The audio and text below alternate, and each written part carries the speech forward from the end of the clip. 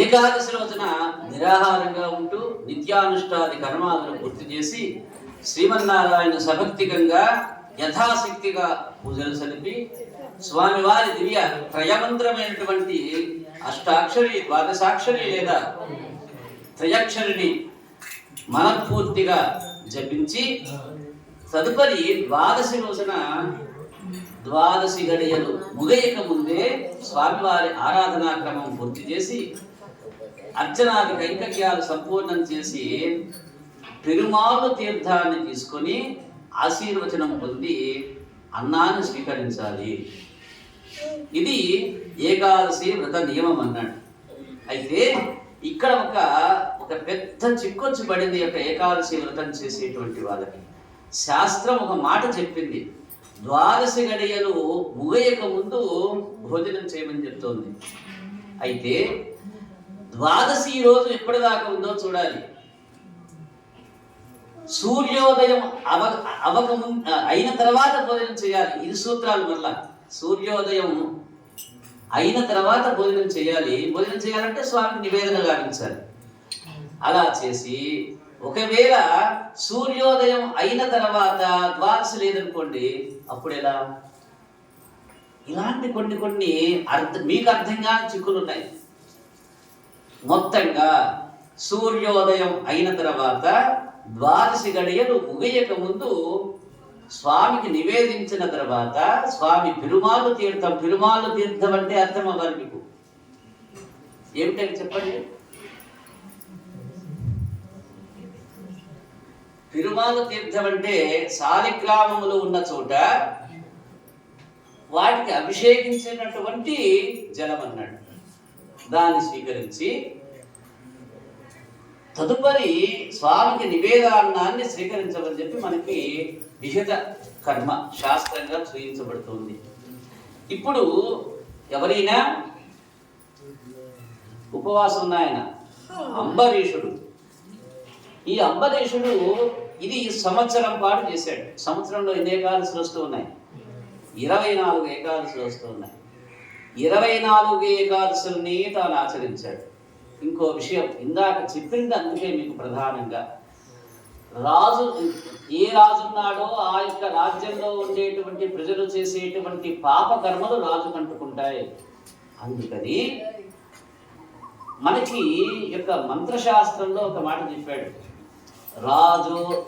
రాజా ధార్మికో భవతు అన్నాడు.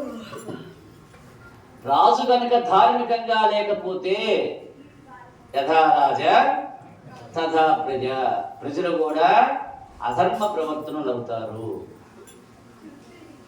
రాజు ధార్మికంగా లేకపోతే ప్రజలు కూడా అధర్మ ప్రవర్తనలు అవుతారు. కాబట్టి రాజు ఎప్పుడూ కూడా ధార్మికమైనటువంటి చింతనతో ఉండాలి, ధర్మ ప్రవృత్తి కలిగి ఉండాలి. ఆ యొక్క ధర్మ ప్రవృత్తిలో మొట్టమొదటి ప్రవృత్తి భగవదారాధన. దురదృష్టవశాత్తు ఇప్పుడు వచ్చేటువంటి కొన్ని మతాల వాళ్ళు వేరే మతం అని చెప్తారు ఇక్కడ కూర్చొని. వాళ్ళు మన మతమే అయితే దేన్ని అంగీకరించాలి? ఋషి పరంపరని అంగీకరించాలి. మన మతమే అయితే వేదాన్ని అంగీకరించాలి. వేద సంహితమైనటువంటి క్రతువులు, యజ్ఞ యాగాది క్రతువుల్ని అంగీకరించాలి, వాటిని ప్రోత్సహించాలి. అది పని లేదు, ఇది పని లేదు, డబ్బు ఖర్చు, కూర్చోవలసిన పని లేదు, మడి పని లేదు, స్నానం పని లేదు, పొట్టు పని లేదు, కట్టు పని లేదని చెప్పి చెబుతూ ఉన్నారంటే, ఒకవేళ మేము హిందూ మతం అని చెప్పినా కానీ దాన్ని స్వీకరించవద్దు. ఎందుకంటే మనకి ఇదంతా చెప్పింది ఎవరు? ఋషులు. ఋషులు మంచి వాళ్ళ చెడ్డవాళ్ళ? తపస్సు చేసినటువంటి వాళ్ళు మంచి వాళ్ళ చెడ్డవాళ్ళ? వాళ్ళ మాట మంచిదా తప్ప? మరి దాన్ని వీళ్ళు వ్యతిరేకిస్తున్నారంటే వీళ్ళు మన మతమా పరమతమా? ఇంకో విషయం, ఇది మతం గురించి కాదు, ధర్మము గురించి. హిందూ ధర్మము మన ధర్మమా పరధర్మమా వాళ్ళది. కాబట్టి దాన్ని దగ్గరికి రానివద్దని చెప్తా నేను ఇక్కడ కూర్చున్నా. ఇంకో వ్యవస్థ వాళ్ళు దాన్ని గట్టిగా చెప్పరు. చెప్పావు ఆశ్రమ పద్ధతులు ఉన్నాయని. ఏ పద్ధతులు? మఠ పద్ధతులు మఠ నియమాలు, ఆశ్రమ పద్ధతులు ఆశ్రమ నియమాలు, దేవాలయ పద్ధతులు దేవాలయ నియమాలు. వాళ్ళు ఇంత గట్టిగా చెప్పరుగాక చెప్పరు మీకు. నేనే చెప్పగలను ఇక్కడ కూర్చొని. ఎందుకని? ఇది ఇది నియమము, దేవాలయ పద్ధతులు, దేవాలయ నియమాలు. దేవాలయం అంటే ఏమిటంటే చిన్నదా పెద్దదా, మన యొక్క ధర్మానికి అది పట్టుకొమ్మ. మూలము వేదము, కొమ్మలు దేవాలయాలు, ఫలాలు దేవాలయాలు. అనుభవించేటువంటివి ఏవైతే యమ నియమ ఆసన ప్రాణాయామ ప్రత్యాహారాలు ఏవైతే ఉన్నాయో అవి మిగతావన్నీ కూడా. కాబట్టి ఇక్కడ ఈ యొక్క ఏకాదశి ద్వాదశి నియమాలు ఇలా ఉంటే, ఈ యొక్క అంబరీషుడు ఏకాదశి సంవత్సరం పాటు చేశాడు. ఈ సంవత్సరం పాటు తాను చేస్తూ, ఇక్కడ చూడండి ఎవరి చేత చేయించాడు? రాజ్యంలోని ప్రజలందరూ కష్టమైనా కానీ దీన్ని ఆచరించవలసిందే. నేను మిమ్మల్ని గమనించుండాలి. నిన్న నువ్వున్నావా అని చెప్పి ఎందుకు అడిగాను తెలుసా? నేను లేననేటప్పుడు సిగ్గుపడతారు కాబట్టి. ఒకసారి మనం కూడా ఉంటే బాగుండునేమో అని చెప్పి ఎక్కడో అనుకుంటారు కాబట్టి. ఇప్పుడు అనుకోపోయినా ఇంకా 2 సార్లు అడిగిన తర్వాత ఈయనేదో దాని గురించి ప్రత్యేకించి చెబుతున్నాడు. ఓడిది ఒకసారి ఉంటే ఏమైందిరే అని చెప్పి ఎప్పుడైనా ఉంటారేమని. దాని యొక్క అనుభవాన్ని మీరు పొంది అది మంచిదైతే మీరు కూడా దీనిలోకి వస్తారని అందుకడిగా. ఉండేదెవరో ఉండేదెవరో నాకు తెలుసు. అది తప్పని చెప్పను, ఉండకపోవడం తప్పని నేను అసలు అంటున్నా.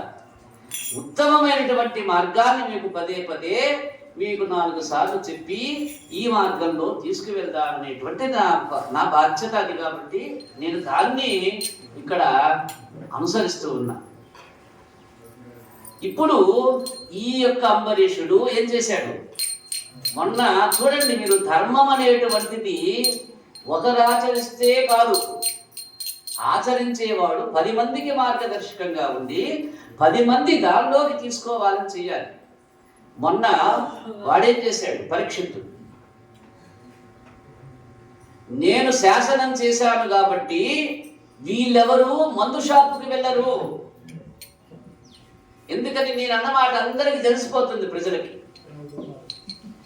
వాడు ఒకడు వస్తాడు, వాడు అక్కడే ఉంటాడు, వాడు మిమ్మల్ని పట్టుకుంటాడు, అందుకని చెప్పి మీరు అక్కడికి వెళ్ళొద్దనేటువంటి సూచన అంతర్లీనంగా జరిగిపోతుంది. ఎవడు వాడు? కలిపురుషుడు. కాబట్టి వాడు తెలివిగా ఏమడిగాడు? 5వది అడిగాడు. అది ఎటు మామూలుగా అందరు పెట్టుకుంటారు కదా, మామూలు కదా, దాన్ని ఎవరు తీసి అవతల పడేరు కదా, అందుకని 5వది అడిగాడు. ఇప్పుడు కూడా ఈ అంబరీషుడు, నేను వ్రతం చేస్తూ ఉన్నా, మీరు కూడా అందరూ భాగస్వాములు అవ్వాలి. పార్టీ వాళ్ళకి చెప్తారు ఇవాళ మన జెండా అగ్నిలో ఎగరాలని, అందరు ముందే బయలుదేరుతారు. కానీ ఇవాళ అందరూ వ్రతం ఉండాలని చెప్తే, కానీ ఆ రోజుల్లో అందరూ పాటించడం మొదలుపెట్టారు. అని అనుసరించారు రాజులు. ఈ విధంగా ఈ సంవత్సరం పాటు గడిచిపోయింది. పాపం అనేటువంటిది ఎరగకుండా ఆ యొక్క రాజ్యమంతా సుభిక్షంగా శోభిల్లుతూ ఉంది. అయిపోయింది. చివరి ఏకాదశి వచ్చేసింది. ఈ ఏకాదశి రోజున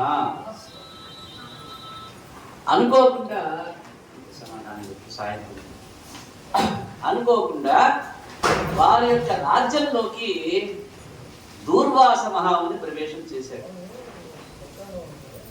ఎప్పుడైనా మీరు ఒకటి గుర్తు పెట్టుకోవాలి, మహానుభావుడు ఊరికి రాదు. ఏదో ఒక మహోత్కృష్టమైనటువంటి కర్మ జరగటానికి మహానుభావులు వస్తారంతే. వచ్చినప్పుడు ఆస్వాదించాలి. ఇలా వస్తూనే మహదానందపడిపోయినట్ట. వచ్చేవాడు దూర్వాసుడు అని చెప్పి తెలుసు, దూర్వాసుడు ఏమిటో తెలుసు ఇది అంబరీషుడు. కానీ ఈయన ధర్మవేత్త కదా, ధర్మపరుడు కదా, ఈయన తప్పులేం దొరుకుతాయి.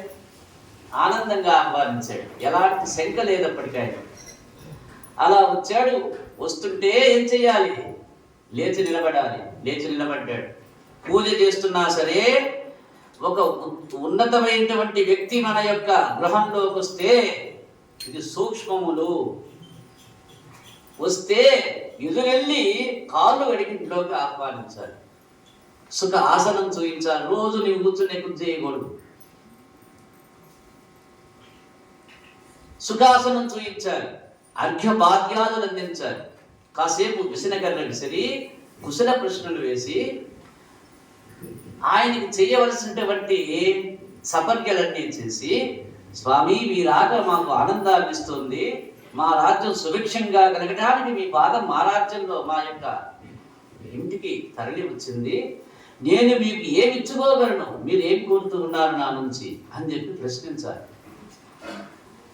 అలా ప్రశ్నించి నాకేం లేదా ఊరిని అలా వెళ్తూ వచ్చానన్నాడు దుర్వాసుడు.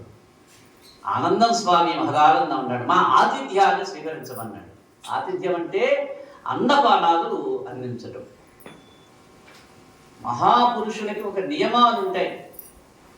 ఇది కూడా మళ్ళా ఆ వ్యవస్థను బట్టి ఉంటాయి. అది కూడా చెప్తూ ఉన్నా. మరి నిన్న లోపలికి వచ్చి నేను అన్నం తెచ్చుకున్నాను అన్నాడు. మనం తిందామనంటే లోపలికి వచ్చాడైతే నేనే కాల్సి కాబట్టి ఆయనతో కలిసి వెళ్ళలేకపోయినా. నాకు నియమయ్యా, నేను తిన్ను, ఇతరులకు పెట్టనని కూడా చెప్పారు. సంతోషం స్వామి అన్నాడు. లోపలికి వచ్చి భోజనం చేశాడు. ఆయన కూడా బయట తినడేమో. ఇది కూడా ఒక నియమం. అంటే తినేటువంటి భోజనం ఏదై ఉండాలని చెప్పాను, భగవతు భుక్తమై ఉండాలి. ఇది ప్రధానము. భగవంతుడికి నివేదన చేసేటువంటిది ఎలా ఉండాలి? శౌచంతో ఉండాలి, శౌచముతోటి ఉండాలి, వండాలి. అంటే ఏమిటి? దాన్ని ఏమన్నాడు? మడి అన్నాడు. శుచిగల వస్త్రము, ఎంగిలి కాని నీళ్లు, అందులో బ్రహ్మని స్మరించి వండి, ఆ వండేటువంటిది తృణములు ఉండి, అందులో ముద్గము ఉంచి, ముద్గం అంటే పెసరపప్పు ఉంచి, నెయ్యి వేసి స్వామికి నివేదన గావించి, తులసిని స్వామికి చూయించి అందులో వదిలితే అది భగవద్భుక్తము. ఈ భోజనం చేయాలి ఆయన. ఇది సాధ్యమా అంటే రాజుకు సాధ్యమే. ఎందుకంటే తన యొక్క ఆస్థానంలో ఉండేటువంటి బ్రాహ్మణులందరికీ అక్కడ ఏర్పాట్లు ఉంటాయి. మనం ఇప్పుడు ఎలాగైతే మనం క్యాటరింగ్ తెప్పించవచ్చు. వాళ్ళని అడిగితే చెప్తారు అడ్రస్ సింగరాయకొండ నుంచి. మన వాళ్ళని అడిగితే అద్భుతంగా ఉండేటువంటి భోజనశాలలు చెప్తారు. సింగరాయకొండ నుంచి రావచ్చు, ఇటు కావాలి నుంచి తేవచ్చు. కానీ అది నివేదితమా? కాదు. ఏది దాటితే పనికిరాదన్నా, కొలిమేర దాటితే అది భగవద్భుక్తం కాదు. స్థానంలో ఉండి శుచిగా శుభ్రతగా స్థానంలో ఉండి స్వామికి నివేదించినదే మనం తీసుకోవాలి కదా.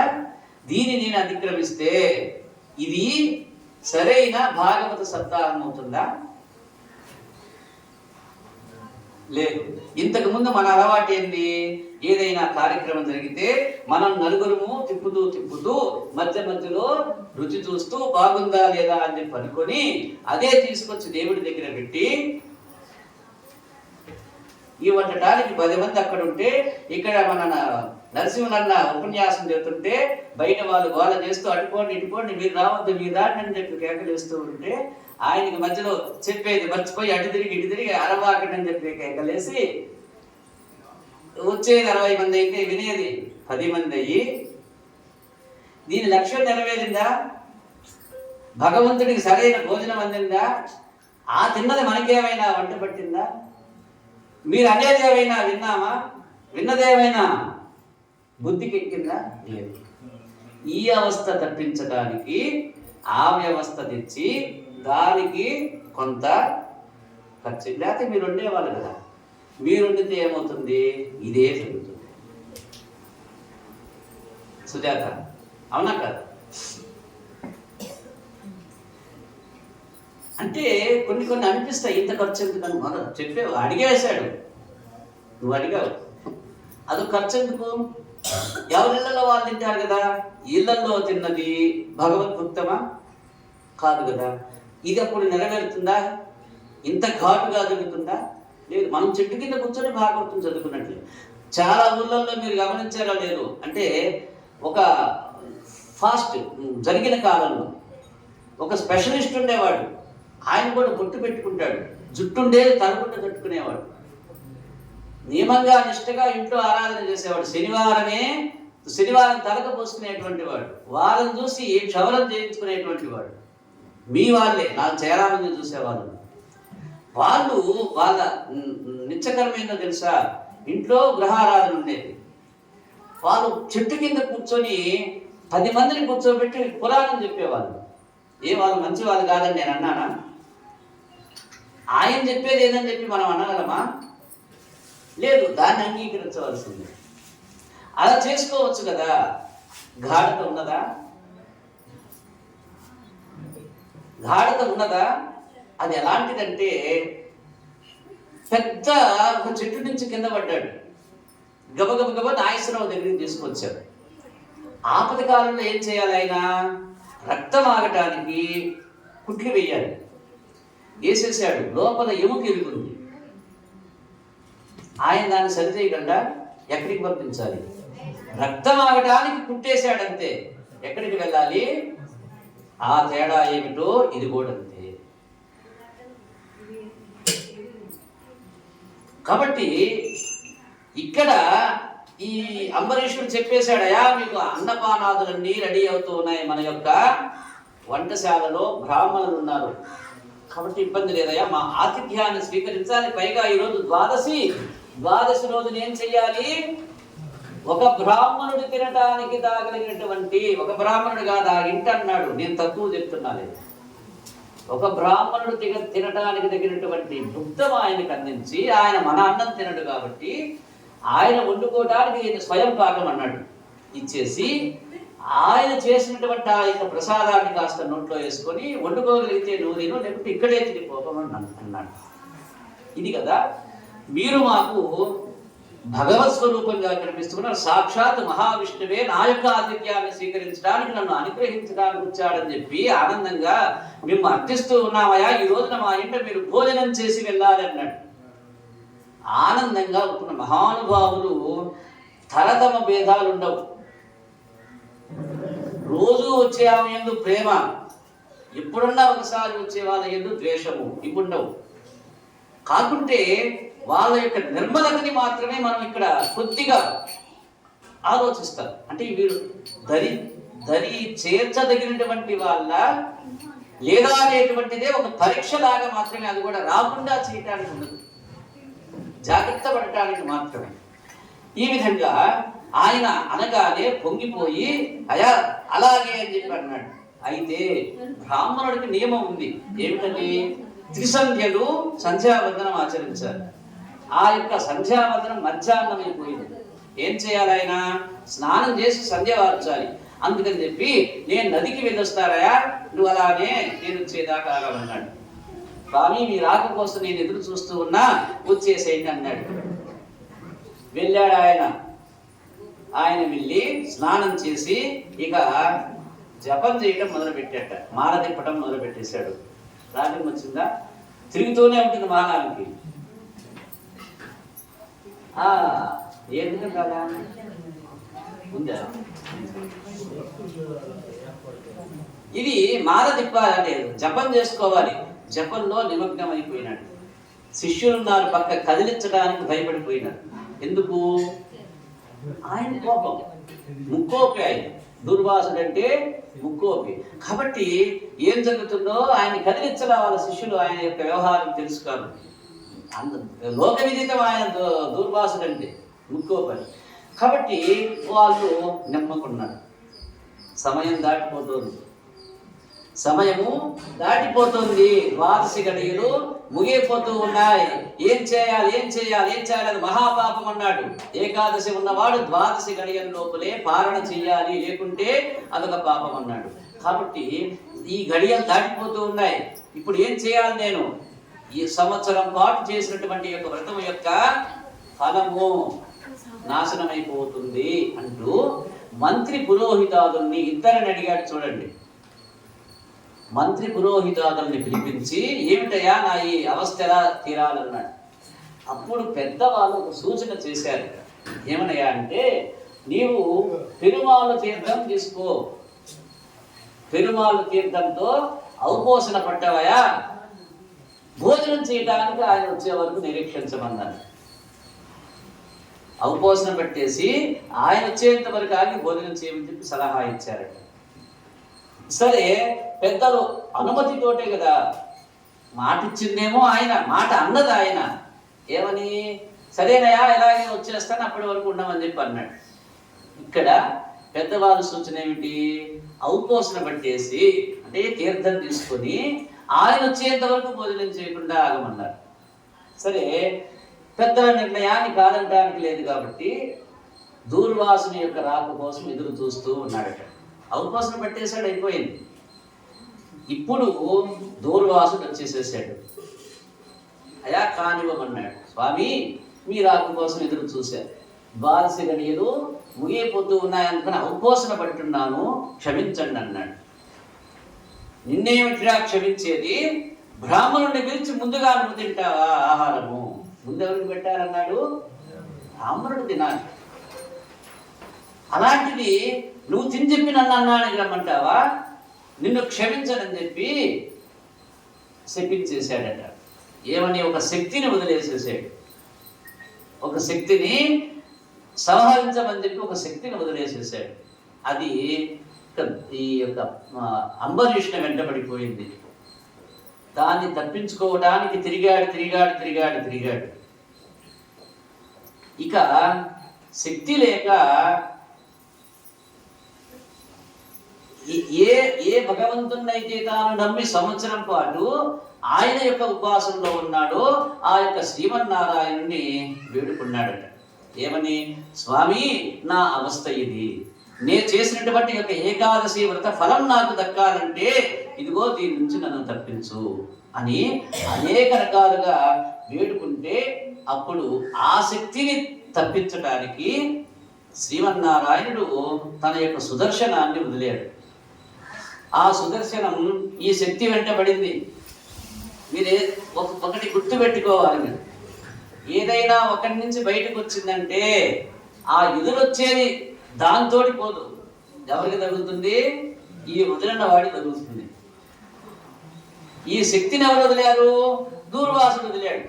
కానీ ఇంత భక్తి యొక్క ఏకాదశి వ్రతము యొక్క ఫలము అద్భుతము, అమేయము, అమోఘము, అప్రమేయము, అప్రతిహతము అయినటువంటి శక్తి కాబట్టి ఆ యొక్క శక్తిని తన్నాలంటే ఏమొదలాలి? సుదర్శనమే పనిచేస్తుంది. కాబట్టి అంత పుణ్యవతుణ్ణి నేనెలా కోల్పోతాను నా భక్తుణ్ణి అని చెప్పి సుదర్శనాలను వదిలేసేసాడు మహావిష్ణువు. అది తరిమింది, ఆ శక్తిని కొట్టేసింది. ఆ శక్తి అయిపోతే ఎవరంట పడుతుంది? దూర్వాసుడు వెంటబట్టడం మొదలుపెట్టింది. దూర్వాసుడు క్షణం ఆలోచించాడు, అనవసరం పని చేసుకున్నానే అని చెప్పి చింతించి దాన్ని ఎలా తప్పించుకోవాలో అర్థం కాల. దాన్ని తప్పించుకోవడానికి లోకాలోక వలయితమైనటువంటి యొక్క విశ్వమంతా తిరిగాడు, పరిగెత్తాడు, దేవతల్ని అర్థించాడు. అసలు దేవత అర్థించడం అంటే వాడి చరిత్రలో ఇదే మొదలు. అలాంటి వాడు దూర్వాసుడు. అంత శక్తి సంపన్నత తన యొక్క తపశ్శక్తిలో. ఎప్పుడూ దేవతల్ని కూడా వీడు శపించాడు కానీ దేవతల యొక్క ఆగ్రహానికి గురిగాల. కాబట్టి ఏ దేవతను అడగాలో అర్థం కాల. అయినా అడిగాడు, కొంతమందిని తిరిగాడు, కైలాసం వెళ్ళాడు, పరమశివుడిని అర్థించాడు. ఇదిగో సుదర్శన చక్రం వచ్చేస్తుంది, ఏం చేయాలన్నాడు. దాన్ని అతిక్రమించడం నా వల్ల కాదు, దాన్ని ఎదుర్కోవడం నా వల్ల కాదయా, నీ తిప్పలు నువ్వు పడమని చెప్పి అన్నాడు. బ్రహ్మలోకం వెళ్ళాడు, బ్రహ్మగారిని అర్థించాడు. ఆయనే పుట్టిస్తే పుట్టాను, నాదే ఉందయా, నాకు వల్ల కాదు, దాన్ని అతిక్రమించడం నాకు చేత కాదు, నీవు అక్కడికి వెళ్ళమని చెప్పి అన్నాడు. సరే, అక్కడికి బయలుదేరాడు. అక్కడికి వైకుంఠానికి బయలుదేరాడు. అలా వైకుంఠానికి బయలుదేరితే ఆ యొక్క వైకుంఠ లోకంలో శ్రీమన్నారాయణుడు తాను తన యొక్క శేషపాండు మీద పవలించి ఉన్నాడు. అలా పవలించి ఉన్నటువంటి ఆ యొక్క శ్రీమన్నారాయణ్ణి అనేక రకాలుగా ప్రార్థించాడట. స్వామి, నేను తెలియక చేసినటువంటి యొక్క తప్పుకి చింతిస్తూ ఉన్నానయా శ్రీమన్నారాయణ, జగద్రక్షగా, వాసుదేవ, పరంధామ, ఎలాగైనా గాని నీవే రక్షించాలి నువ్వు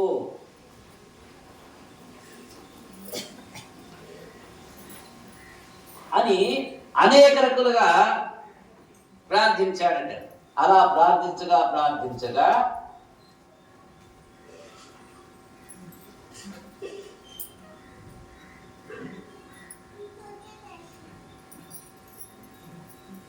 ఆయన ప్రార్థించగా ఆయన చెప్తూ ఉన్నాడు, నాకు ఒక బలహీనత ఉందయా దుర్వాస, తీగలన్నీ పీకితాడు చేసి పెద్ద ఏనుగుని కట్టేసినట్లు నన్నిలా నిలబెట్టేసి తాళ్లతో కట్టి లక్ష్మీదేవి ఉన్నాడని కూడా చూడకుండా నన్ను ఎత్తుకుపోగలిగిన వాళ్ళు కొంతమంది ఉన్నారు లోకంలో.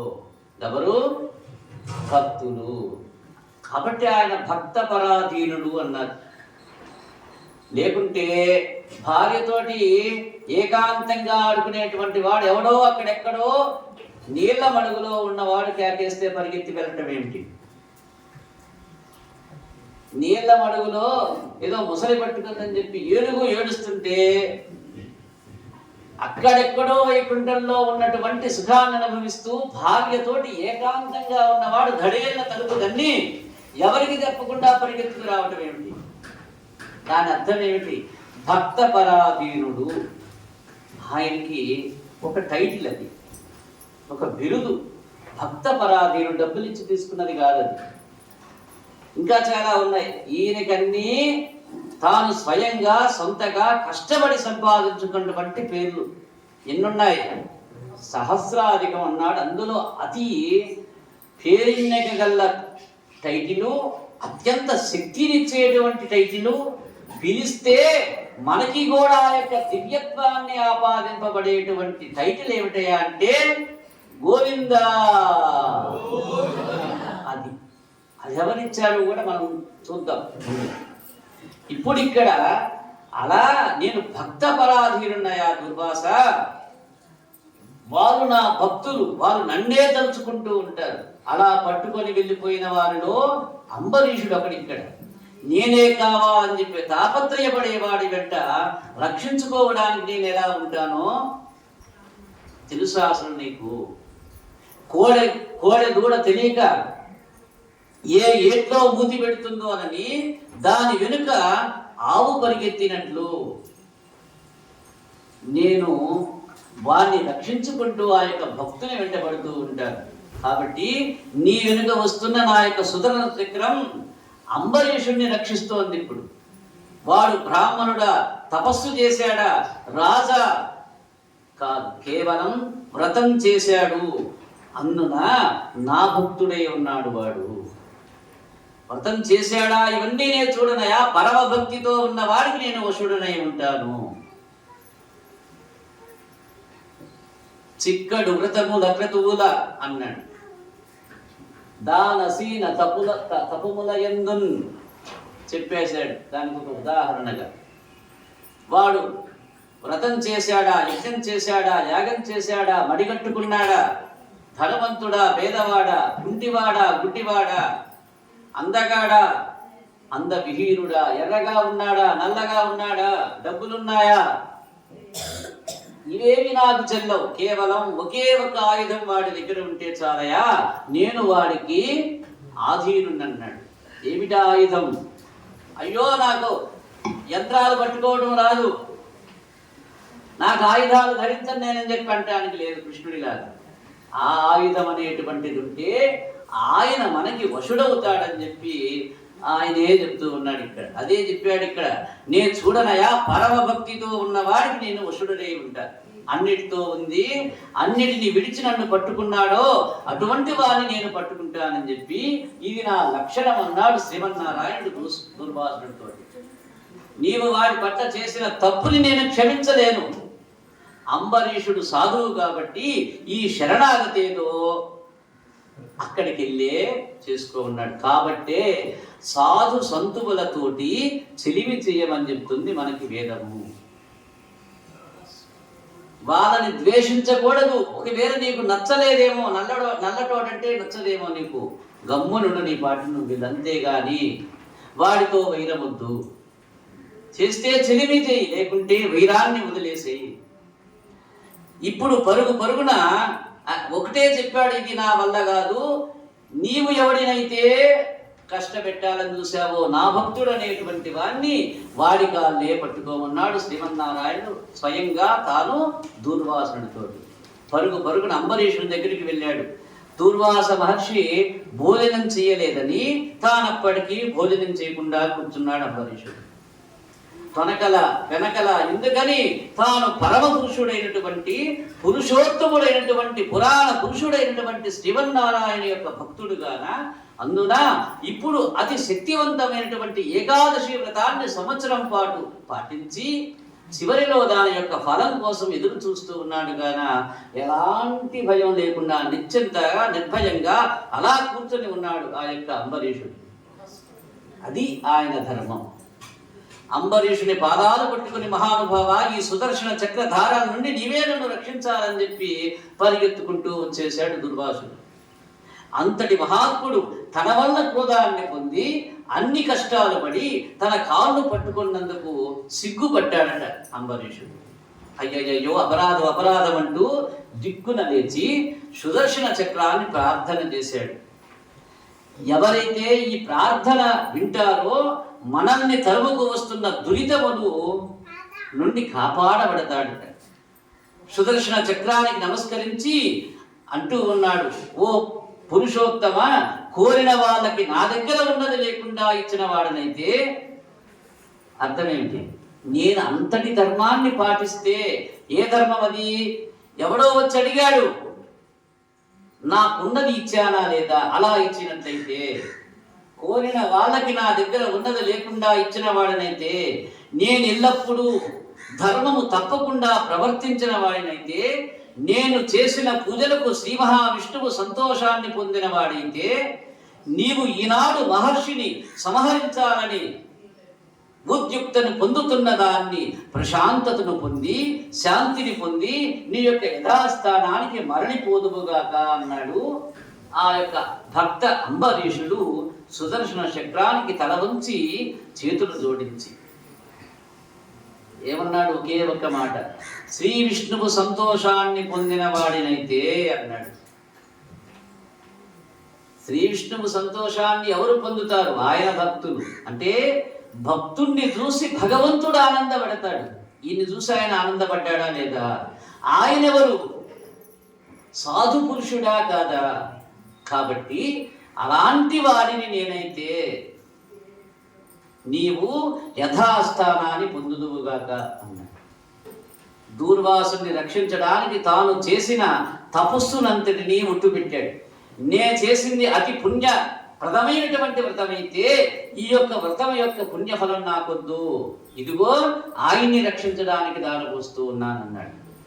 అంటే ఏకాదశి వ్రత మహిమ ఏమిటో మీరు అర్థం చేసుకోవాలి. ఏ మహిమ అది?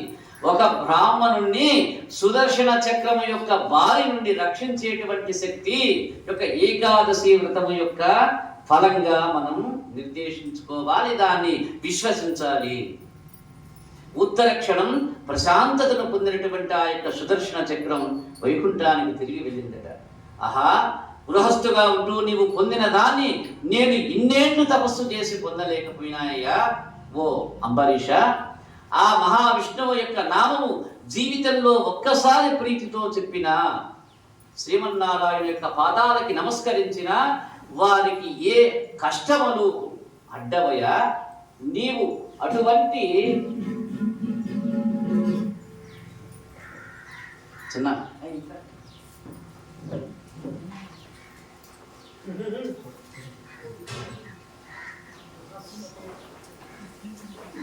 నీవు అలాంటి మహానుభావుడివి.